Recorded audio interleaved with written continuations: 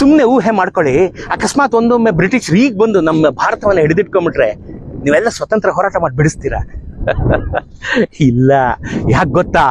ಒಂದು LKG fees lakh, ಒಂದು engineering fees ಕೋಟಿ, ಒಂದು ಮೆಡಿಕಲ್ MD ಫೀಸು ಕೋಟಿ, ಇಷ್ಟೆಲ್ಲ ಖರ್ಚು ಮಾಡಿ ನನ್ನ ಮಕ್ಕಳನ್ನ ಓದಿಸ್ಬೇಕಲ್ಲ ಅಂತ ಒಂದೇ ಒಂದು ಮಗು ಮಾಡ್ಕೊಂಡಿದ್ದೀರಾ. 2-3 ಮಾಡ್ಕೊಂಡ್ರೆ ಓದ್ಸಕ್ ಆಗಲ್ಲ ಅಂತ. ಅದನ್ನು ಬಿಡಿ. ಅದಕ್ಕೆ ಮುಂಚೆ ಒಂದು ಮಗುನ್ ಡೆಲಿವರಿ ಮಾಡಕ್ಕೆ ಲಕ್ಷಾಂತರ ರೂಪಾಯಿ ಫೀಸ್ ಮಾಡುವಂತ ಆಸ್ಪತ್ರೆಗಳ ಊರಲ್ಲಿ ನೀವಿದ್ದೀರಾ. ಅಯ್ಯೋ ಇಷ್ಟೊಂದೆಲ್ಲ ಖರ್ಚಾಗುತ್ತಲ್ಲಪ್ಪ ಅಂತ ಒಂದೇ ಮಗುಗೆ ಸೀಮಿತ ಆಗ್ಬಿಟ್ಟಿದ್ದೀರಾ. ನೀವು ಹೋರಾಟ ಮಾಡ್ತೀರಾ? ಇದೆಲ್ಲ ಬಹಳ ದೊಡ್ಡದಾಯ್ತು ರೀ. ಎಜುಕೇಶನ್ ಮಾಫಿಯಾ, ಮೆಡಿಕಲ್ ಮಾಫಿಯಾ ಎಲ್ಲ ಸಿಕ್ಕಾಪಟ್ಟೆ ದೊಡ್ಡದು ಕರ ಧರ್ಮಿ. ನೀನೇನು ಬುದ್ಧಿಗಿದ್ದಿ ಇದೆಯಾ ಅಂತ ನಿಮ್ಗೆ ಅನ್ನಿಸ್ತಾ ಇದೆಯಲ್ಲ, ಅದನ್ನ ಬಿಡ್ರಿ. ನೀವು EMI ಅಲ್ಲಿ ಕಷ್ಟಪಟ್ಟು ಸಾಲ ಮಾಡಿ ಎಲ್ಲೋ ಒಂದ್ ಕಡೆ ಒಂದು ಸೈಟ್ ತಗೊಂಡಿರ್ತೀರಾ, ಸಾಲ ಮಾಡಿ ಮನೆ ಕಟ್ತೀರಾ.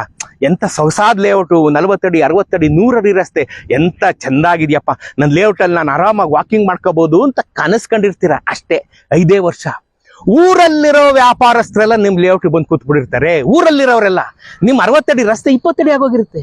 ಎಲ್ಲರೂ ಅಲ್ಲೇ ಸಿಗ್ತಾ ಇರ್ತಾರೆ. ಹೇರ್ ಪಿಂಟು ಹೆಲಿಕಾಪ್ಟರ್ ನಿಮ್ಮ ಮನೆ ರಸ್ತೆ ಮೇಲೆ ಸಿಗ್ತಾ ಇರುತ್ತೆ. ನೀವು EMI ಸಾಲ ಮಾಡಿ ಕಾರ್ ತಗೊಂಡಿರ್ತಾರಲ್ಲ, ಅದು ತೆಗಿಯಕ್ಕೂ ಆಗಲ್ಲ. ಅದು ನಾನು ನಿಲ್ಸ್ಬಿಟ್ರು ಸ್ಕೂಟ್ರಲ್ಲಿ ಓಡಾಡ್ತಿರ್ತೀರ. ಯಾಕಯ್ಯ, ಇದು ನಾನು ದುಡ್ಡು ಕೊಟ್ಟು ಮಾಡಿಸಿರೋ ರಸ್ತೆ, ಐ ಪೇಡ್ ಫಾರ್ ದಿಸ್, ನನ್ನ ದುಡ್ಡಿಂದ ಆಗಿರೋಂಥ ಲೇಔಟ್ ಇದು, ಇಲ್ಲಿ ಯಾಕೆ ನೀನು ನಿಂತಿದೀಯ ಅಂತ ನೀವು ಒಬ್ಬನ್ನು ಒಂದಿನಾನು ನೀವು ಕೇಳಲಿಲ್ಲ. ನೀವು ಸ್ವತಂತ್ರ ಹೋರಾಟ ಮಾಡ್ತೀರಾ? ಸಂಭಾವಿತ ಮಧ್ಯಮ ವರ್ಗ ಅಂತ ಯೂನಿಫಾರ್ಮ್ ನಾವೆಲ್ಲ ಹಾಕೊಂಡ್ಬಿಟ್ಟಿದೀವ್ರಿ. ಯಾರೇನಾರು ಅನ್ಕೊಂಡ್ಬಿಟ್ರೆ ನಮ್ಮನ್ನ, ಅಯ್ಯೋ ಅವ್ರೇನ್ ಅನ್ಕೊಂಡ್ಬಿಟ್ರೆ ಇವ್ರೇನ್ ಅನ್ಕೊಂಡ್ಬಿಟ್ರೆ ಅಡ್ಜಸ್ಟ್ ಮಾಡ್ಕೊಂಡು ಇಲ್ದಿರೋ BP ಶುಗರ್ ಎಲ್ಲ ಬರ್ಸ್ಕೊಂಡ್ಬಿಟ್ಟಿದೀವಿ.